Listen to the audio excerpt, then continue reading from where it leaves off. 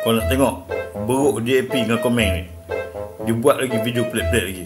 Kau tengok video kat sebelah ni, biadab. Negara kini sedang menghadapi kembangan yang semakin mengancam perpaduan warga apabila agama dan kaum dijadikan benang tenunan untuk menganyam hamparan politik. Oh, dia kata kita melungau agama Islam kan?